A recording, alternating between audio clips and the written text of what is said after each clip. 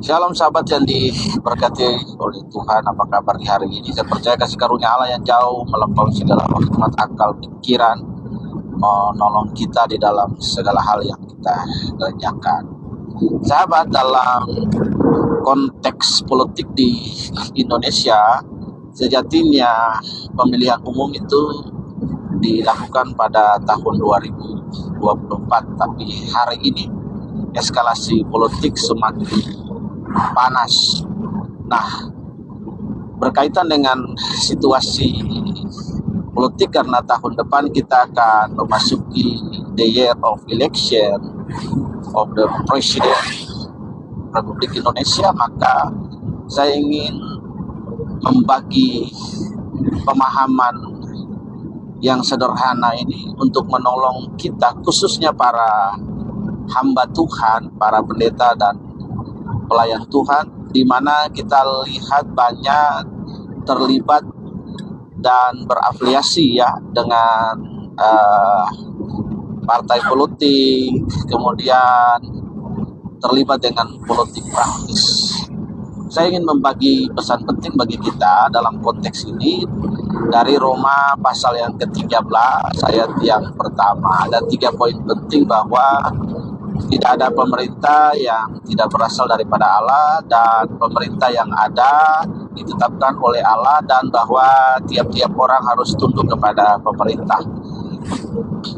Berkaitan dengan hal ini, maka gereja Tuhan sejatinya dalam konteks ayat ini, Roma 13 ayat pertama, ada 2 hal penting, yaitu perlu sekali para pendeta, rekan pendeta, pelayan Tuhan maupun secara organisatoris gerejawi, kita perlu memahami hal ini dengan proporsional, komprehensif, sehingga worldview kita itu utuh dalam situasi politik di Indonesia, di mana kita lihat eskalasinya semakin meningkat, dan kita lihat juga ada banyak pendeta, hamba Tuhan bahkan terjerumus dalam percaturan politik dan bahkan politik praktis. Ada yang menjadi pendeta dengan gelar STH, DH dan lain sebagainya, itu menjadi penasehat partai politik dan juga menjadi fungsionaris di partai. Nah, mari kita melihat di dalam Roma 13 ayat 1 itu ada 2 peran dan fungsi penting yang harus kita pahami. Yang pertama, teologi politik gereja.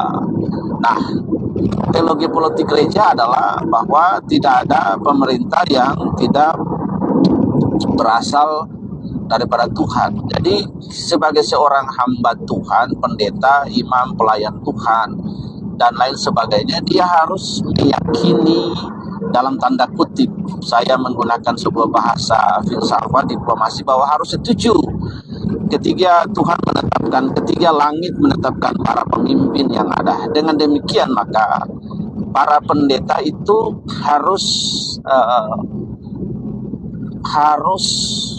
bersikap netral dan tidak terlibat dalam hiruk pikuk percaturan politik dan berafiliasi dengan partai politik atau dengan sumber-sumber kekuasaan politik yang ada, karena ini akan mencemari panggilan gereja itu sendiri dan mencemari pengertian teologis kita akan teologi politik gereja. Sebab gereja menerima dan mengakui bahwa tidak ada pemerintah yang tidak berasal daripada Allah. Baik pemerintah itu dia kejam, dia baik, dia diktator dan lain sebagainya, itu diizinkan Allah di situ. Jadi mau pemerintah sejahat apapun, dia dari Tuhan. Mau pemerintah sebaik apapun, dia juga dari Tuhan. Pemahaman ini harus diterima. Lalu berkaitan dengan fungsi hamba Tuhan, fungsi pendeta itu. Nah, kalau kita lihat fungsi pendeta adalah menggembalakan umat, membawa suara Tuhan, membawa suara kenabian, berdoa, bersyafaat atau intercedere.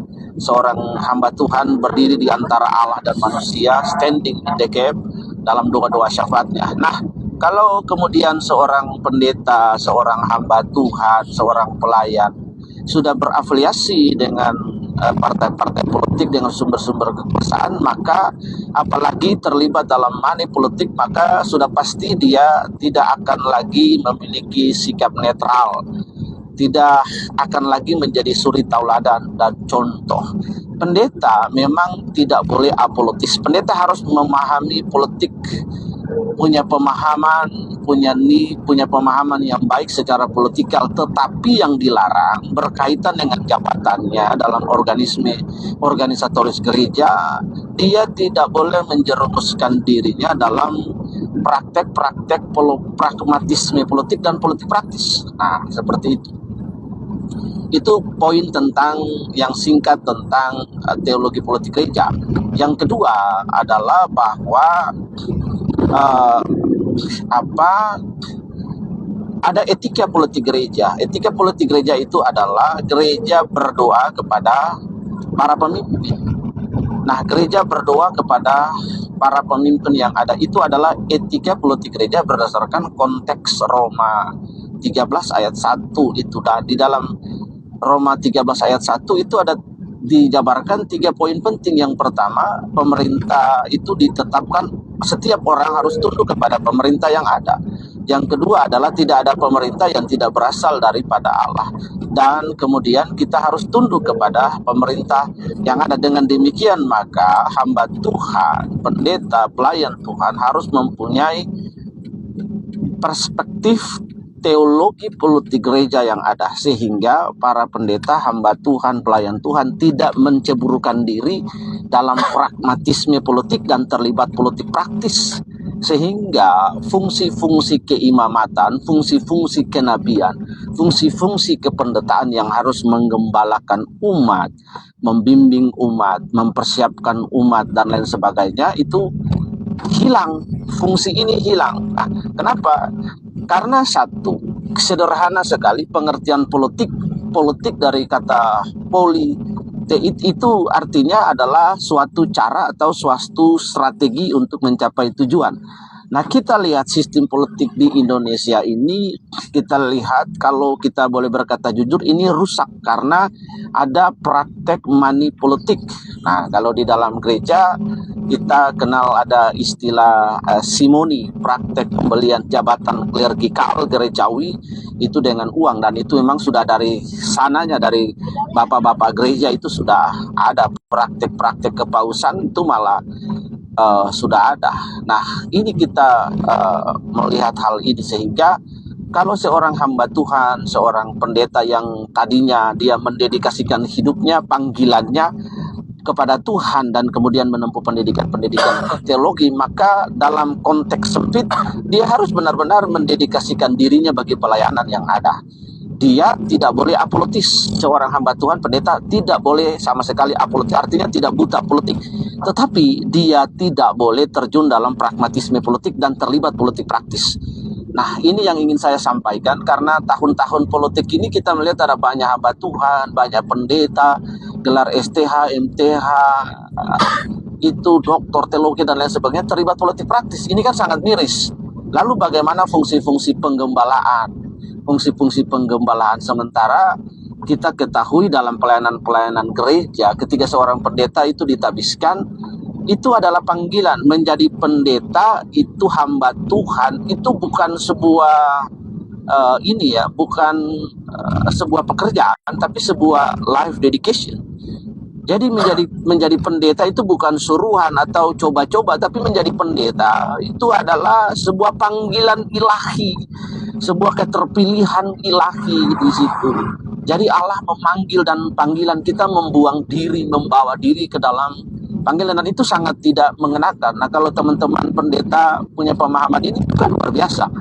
Kita memakai solar kecil di sini warna putih di leher kita, itu berbicara kita menjadi slave, kita menjadi budaknya Tuhan, terikat kepada panggilan, terikat kepada janji, terikat kepada panggilan Allah. Nah, ini sangat important. Dan kemudian ketika seseorang pendeta kemudian terlibat dengan politik praktis, nah ini sangat miris sekali. Jadi baiklah di persiapan pemilu di bangsa ini, tahun politik, hamba-hamba Tuhan itu harus benar-benar netral. Dia adalah pendoa syafaat, dia adalah nabi, dia adalah imam, Di situ dia harus menggembalakan umatnya, karena konteks Roma 13 itu adalah konteks teologi politik gereja.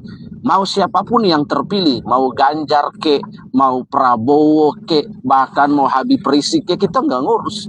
Kenapa kalau Allah izinkan orang-orang yang jahat itu memimpin bangsa ini? Karena memang dalam sepengetahuan dan kendali Allah. Because our nation ada dalam kontrol Allah. Sekalipun siapapun yang paling jahat.